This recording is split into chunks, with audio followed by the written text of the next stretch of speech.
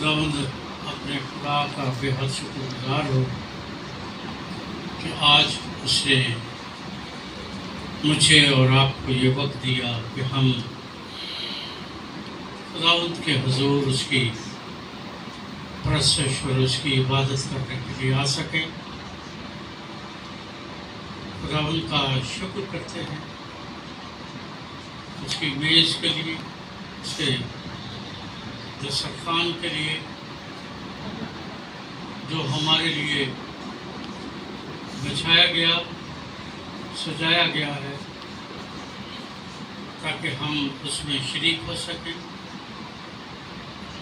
میں شکر گزار ہوں ان خاندانوں کے لیے، ان بیٹیوں کے لیے جو آج خداوند کے اس میز پر شریک ہوں گی، مستقیم ہوں گی اور پھر وہ خداوند کی میز پر شریک ہوں گی۔ اور میری دعا ہے کہ خدا ان خاندانوں کو اور ان بیٹیوں کو اپنی نزدیکی اور اپنی قربت عطا کرے۔ آج کا جو حوالہ آپ نے پاک کلام میں سے جس کا مطالعہ کیا ہے، یہ حوالہ چاروں اناجیل میں موجود ہے۔ متی، مرکز، لوکا، یوحنا، ان چاروں اناجیل میں موجود ہے۔ اور پھر مقدس پولس رسول نے جب کرنتھس کی کلیسیا کو پہلا خط لکھا تو اس خط میں بھی اس عشاء ربانی کا اور اس کے اصولوں کا اور اس کے تقدس کا ذکر کیا، بلکہ کلیسیا کو باقاعدہ یہ نصیحت کی، یہ ہدایت کی کہ سب پر واجب ہے کہ جب وہ خداوند کے بدن اور خون میں شریک ہوتے ہیں تو وہاں اس نے ایک لفظ استعمال کیا کہ ہر شخص جو اس میں شریک ہوتا ہے، ہر بھائی، ہر بہن جو اس میں شریک ہوتا ہے، اس کے لیے لازم ہے کہ وہ اپنے آپ کو آزما لے۔ کیا آزما لے؟ جس کا ذکر وہ آگے کرنتھس کے خط میں کرتا ہے۔ اور جب وہ اس خط میں اس کا ذکر کرتا ہے اور آزمانے کی بات کرتا ہے تو وہ کہتا ہے کہ وہ اپنے آپ کو آزما لے، وہ ایمان پر ہے یا نہیں ہے۔ کیونکہ جو ایمان پر ہے، جب وہ اس میز پہ شریک ہوتا ہے تو اس میز کی برکتیں اس کے لیے دستیاب ہے۔ اور اگر نامناسب طریقے سے شریک ہوتا ہے تو پھر وہاں لکھا ہے کہ نامناسب طریقے سے شریک ہونے کی وجہ سے بہت سارے لوگ سزا پائیں گے۔ یہ عشاء ربانی ہے کیا؟ عشاء کا مطلب ہے تاریکی یا اندھیرا، اور ربانی کا مطلب ہے جسے رب نے یا خدا نے قائم کیا۔ اور میں سمجھتا ہوں کہ ابتدائی کلیسیا نے جب یہ نام رکھا تو بڑا سوچ سمجھ کر رکھا۔ انہوں نے عشاء یسوع مسیح نہیں رکھا، اسے عشاء ربانی کہا، کیونکہ یسوع کے دور میں ایسے لوگ پیدا ہو گئے تھے، ایسی بدعتیں، گنوسٹکزم اور دوسرے پوری جو فرقے تھے وہ پیدا ہو گئے تھے، جو اس بات کا انکار کرتے تھے کہ یسوع یا تو صرف انسان ہے یا پھر خدا ہے۔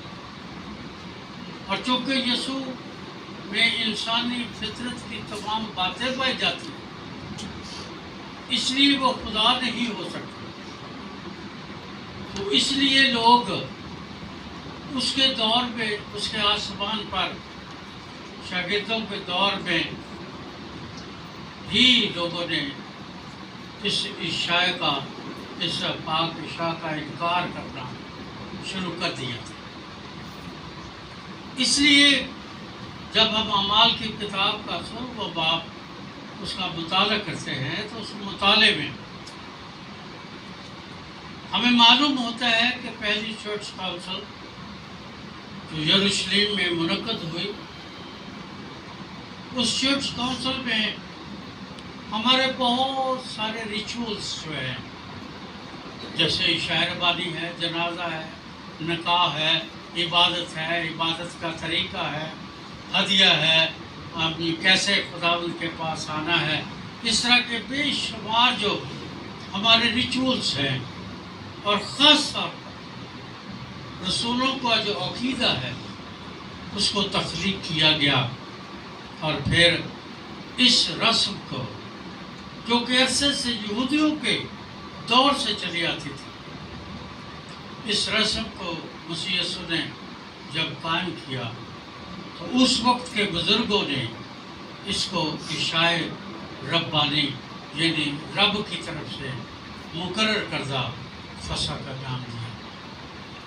اس کے دو عنصر ہیں جو ہم سب کو معلوم لکھا ہے، اس نے روٹی لی، شکر کر کے توڑی اور ان کو دے کر کہا، لو تم سب کھاؤ، کیونکہ جب کبھی تم یہ روٹی کھاتے ہو، لوکا کے انجیل میں، کہ جب کبھی تم یہ روٹی کھاتے ہو اور اس پیالے میں سے پیتے ہو تو پھر میری موت کا اظہار کرتے ہو۔ اور دوسری بات یہ سکھائی کہ اس رسم کو قائم رکھنا جب تک میں دوبارہ تمہارے پاس نہیں آتا۔ پھر لکھا ہے کہ خداوند یسوع نے پیالہ لیا اور ان کو دے کر کہا، تم سب اس میں سے پیو، کیونکہ یہ پیالہ میرے خون میں نیا عہد ہے، جو بہتیروں کے گناہوں کی معافی کے واسطے بہایا جاتا ہے۔ مسیح یسوع نے یوحنا کی انجیل میں 6 باب میں کہا شاگردوں سے گفتگو کرتے وقت یہ بات کہی کہ زندگی کی روٹی میں ہوں، جو اس روٹی میں سے کھاتا ہے وہ پھر بھوکا نہیں ہوتا۔ اور مقدس پطرس نے اور دیگر شاگردوں نے فوراً کہا کہ خداوند یہ روٹی ہمیں دے تاکہ ہم ایک دفعہ کھا لیں اور پھر ہمیں بھوک نہ لگے۔ اب وہ شاگرد جو تھے وہ اس کے جسمانی معنوں کی طرف ان کا دھیان تھا اور جسمانی معنوں کی بات کر رہے تھے، وہ اس کے روحانی معنوں یا خداوند کے پاک کلام کی سچائی کے بھید کو نہیں جانتے۔ یسوع آپ کو یاد ہے کہ بیت لحم میں پیدا ہوا۔ بیت لحم جو ہے یہ عبرانی یا یونانی زبان کا لفظ ہے اور اس کا مطلب ہے روٹی کا گھر۔ یسوع مسیح بیت لحم میں روٹی کے گھر میں، ہم پڑھتے ہیں کہ چرنی میں یا کھرلی میں مینجر میں پیدا ہوا۔ اب زندگی کی روٹی وہ تو ایمان رکھنے والوں کے نزدیک اس کے معنوی اعتبار سے، روحانی یا حقیقی اعتبار سے زندگی کی روٹی تو یسوع مسیح ہے، لیکن دنیاوی اعتبار سے وہ روٹی ہمیں روٹی کے گھر میں، کیونکہ بیت لحم کا مطلب ہے روٹی کا گھر۔ اگر ہم اس کو زبر کے ساتھ لحم کر کے پڑھیں گے، بیت لحم، بیت کا مطلب ہے گھر، لحم کا مطلب ہے روٹی، اور اگر ہم اسے زیر لگا کر پڑھیں گے लेहम, तो फिर लेहम का मतलब है गोश्त, यानी उसका जो बदन है वो खून और गोश्त और रोटी दोनों की हैसियत रखता है। और वो ये रोटी उस बैतलहम में, यानी रोटियों के घर में उनको मिली जो वहाँ पर पहुँचे और जिन्होंने उसको कबूल किया। वो रोटी का घर है, और वो रोटी जो वो देता है, उस रोटी में मौत का कोई दखल नहीं है, क्योंकि वो रोटी, उसकी खूबी ये है कि वो हमें खाने वालों को हमेशा की जिंदगी अता करती है। हम जब उसका मुताला करते हैं तो जिसके पास बेटा है, लिखा है उसके पास जिंदगी है। यूहन्ना का पहला खत, उसका 5वां बाब और उसके 12वें अंत में लिखा है, जिसके पास बेटा है उसके पास जिंदगी। रोमियो 8वां बाब उसकी पहली आयत में लिखा है, और जो मसीह यीशु पर ईमान रखता है उस पर सजा का हुक्म नहीं। और सजा क्या है कि गुनाह की मजदूरी मौत। इसका मतलब ये है कि ये ज़िंदगी की रोटी जिसे खुदावंद ने अपने हाथों से तोड़ा और शागिर्दों को दिया, और आज तक कलीसिया में इस सैक्रामेंट को मनाया जाता है, ये ज़िंदगी की रोटी मसीह यीशु है। और ये रोटी उसको सिंबलाइज करती है। इस सिंबल के, इस इस्तारे के वसीले से हम उस हकीकी रोटी तक रसाई हासिल करते हैं। फिर लिखा है, उसने खाने के बाद प्याला भी लिया और प्याला उनको देकर कहा, तुम सब, क्या लिखा है, तुम सब इसमें से पियो। ये कलीसियाई यगानत की बुनियाद है, जिससे बाद में कलीसिया ने बदल दिया। और मैं ज़ाती तौर पर अपने ईमान में इस तब्दीली के साथ मुत्तफ़िक़ नहीं। उसने प्याला लिया और प्याला देकर सबसे कहा कि इस प्याले में से पियो। हमारे दौर में लोगों के पास बेशुमार दलाइल हैं, बहुत सारी बातें हैं, बहुत सारे रिबर्टल्स हैं, बहुत सारे उनके पास तजवीज़ हैं। और सबसे बड़ी तजवीज़ ये है कि जी हम एक दूसरे की बीमारियां जब एक प्याले में, उस शीरे में शरीक होते हैं या उस लहू में शरीक होते हैं, तो फिर बहुत सारी बीमारियां ट्रांसफ़र होती हैं, और ये टोटली गलत है। वो यीशु जिसका लहू हमें गुनाहों से, मौत से, कब्र के अज़ाब से, शैतान की तासीरों से, शैतान की कुव्वतों से, जिसका लहू हमें पाक और साफ करता है, वो हमारे इस इन्फेक्शंस को भी रोक सकता है। उसके पास कुदरत है, ताकत है कि वो 4 दिन के मुर्दा लादर को जिंदा कर सके। उसके पास कुदरत है कि वो बीमारों को शिफा दे सके। उसके पास कुदरत है कि वो मोजज़ात के वसीले अंधों को आंखें दे, लंगड़ों को टांगें दे, चलना फिरना दे, गुनाहों से मुआफ़ी अता करे। इसलिए कि ये प्याला लिखा है, मेरे खून में नया अहद है, जो बहुतेरों के गुनाहों की मुआफ़ी के वास्ते बहाया जाता है। बाइबल मुक़द्दस में पुराने अहदनामा में 7 अहद हैं। उनका जिक्र नहीं करूँगा, टाइम नहीं होगा हमारे पास। 7 अहद है, और आखिरी अहद जिसका जिक्र मसीह यीशु कर रहा है, वो यिर्मयाह नबी के सहीफे की 31वें बाब की 31वीं आयत में दर्ज है।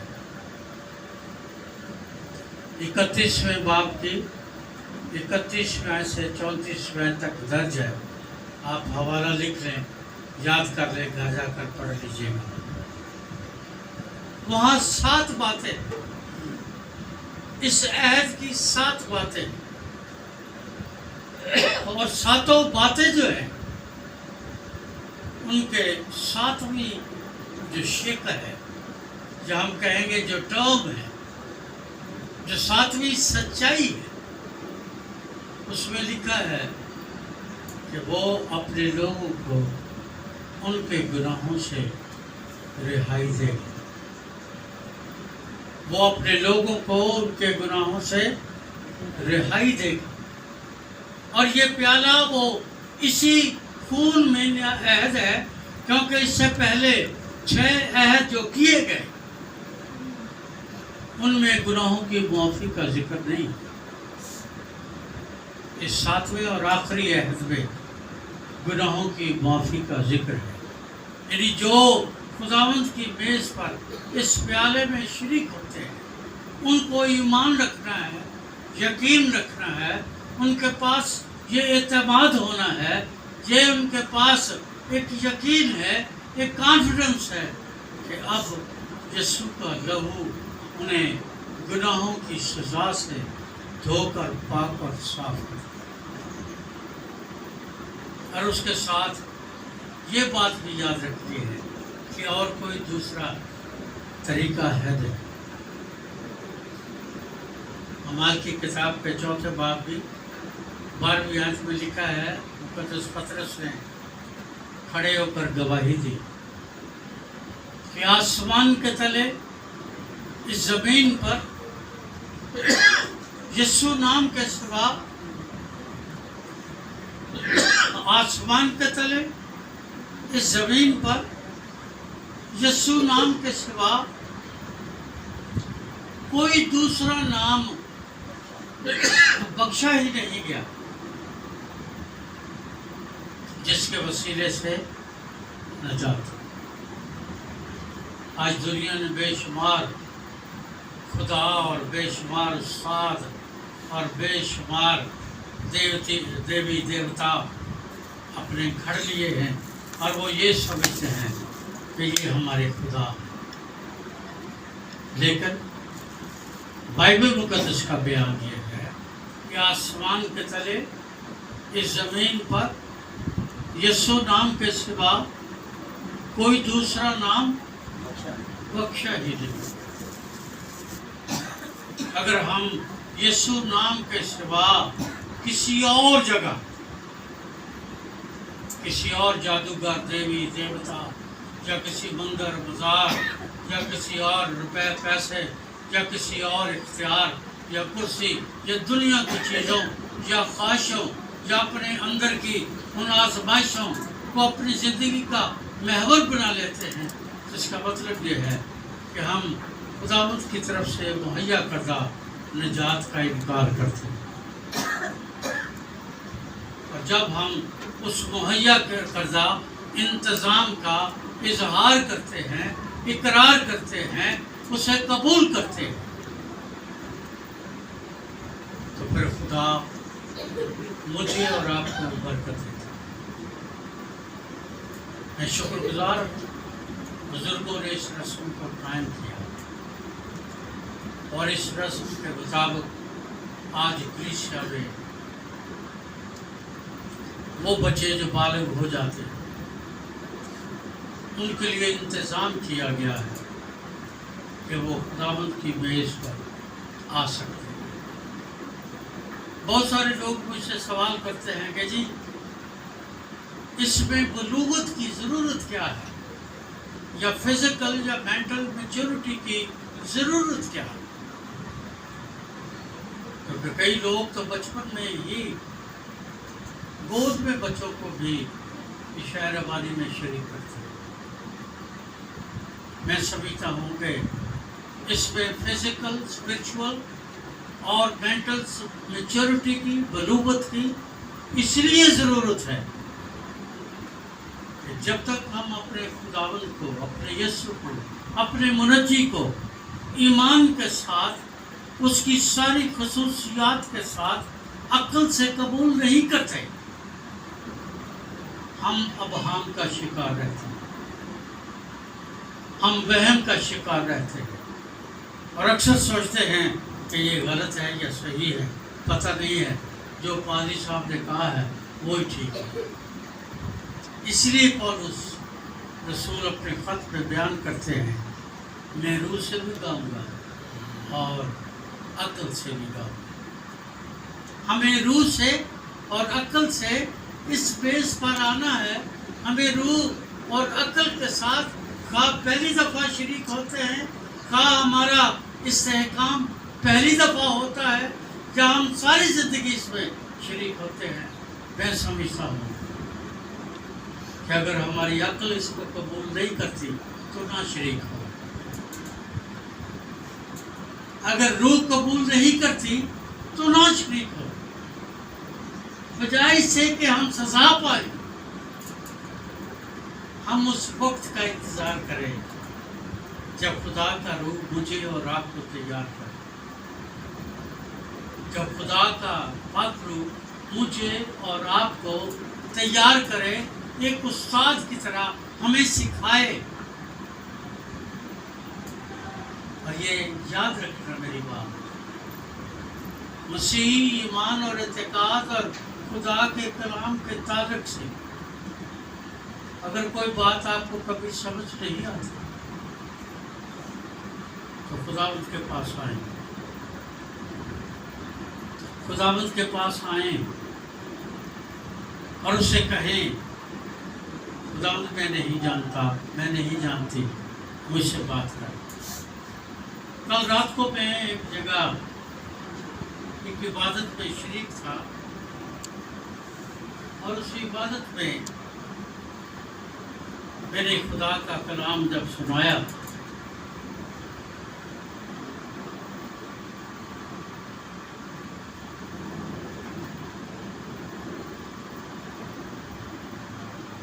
تو کلام سنانے کے بعد آپ یقین کریں کہ میں حیران رہ گیا۔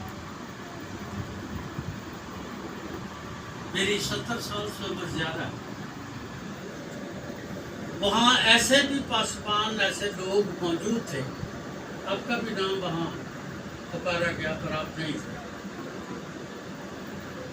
وہ لوگ جن کو میں نے سیمنری میں پڑھایا تھا، جن کے میں نے آرڈینیشنز کیے تھے، یا آج کل کے جو نوجوان خادم ہیں وہ وہاں موجود تھے۔ بہت ساری بہنیں، بیٹیاں جو خداوند کی خدمت کرتی ہیں وہ وہاں موجود تھی۔ وہ میرے پاس اس کے بعد باری باری آئے، اور میں I was astonished کہ اس عمر میں اتنے سال گزرنے کے باوجود یہ اس خدمت میں ہیں۔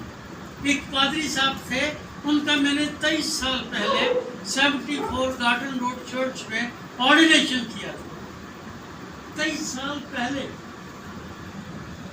اور وہ مجھے کیا کہہ رہے تھے کہ جی یہ حوالہ تو ہم نے سینکڑوں دفعہ پڑھا ہے، پر ہم تو اس کو مختلف طریقے سے بیان کرتے تھے، یہ باتیں تو ہم نے کبھی نہ سنی نہ پڑھی۔ تو میں نے ایک ہی بات ان سے کہی، ان بہنوں سے، ان بیٹیوں سے، ان خادموں سے، ان خدا کے لوگوں سے، پاسبانوں سے میں نے ایک ہی بات کہی کہ جب تک آپ خداوند سے نہیں مانگو گے، خدا اپنے بھید آپ پر ظاہر نہیں کرے گا۔ وہاں وہ کچھ کتابیں ہیں، قاموس الکتاب اور اس قسم کی کتابیں، جن کی کتاب وہ فری تقسیم کر رہے تھے، اور جو خاتون ان کی انچارج تھی، تقسیم کر رہی تھی، جو منسٹری کے انچارج ہے کراچی میں، میری جب اس سے گفتگو ہو رہی تھی تو میں نے کہا کہ جب یہ قاموس الکتاب کمپائل ہو رہی تھی، میں ان کمپائل کرنے والوں میں شامل تھا، ایک جوان سیمنری اسٹوڈنٹ کی حیثیت، اور پھر میں نے اس کو بتایا کہ میرے پاس 4000 سے زیادہ اپنی ذاتی کتابیں ہیں، اور آپ کوئی کتاب میرے ریک سے اٹھائیں، مجھے پوچھیں، میں آپ کو بتاؤں اس میں اس حوالے میں یہاں کیا لکھا ہے، میں آپ کو بتا سکتا ہوں۔ وہ 4000 کتابیں میری آنکھوں سے گزری ہیں۔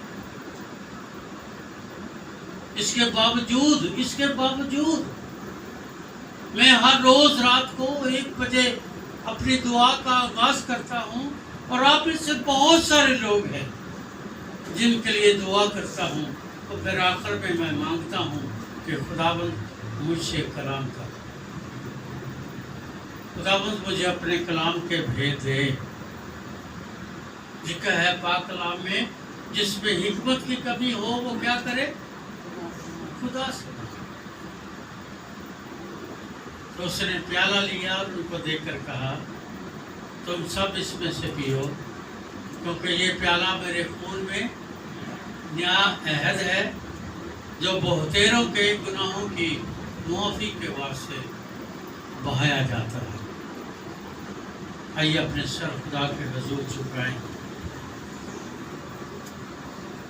درخواست کروں گا خدا کی خاطر سے وہ دعا بھی رحم نہیں کرے۔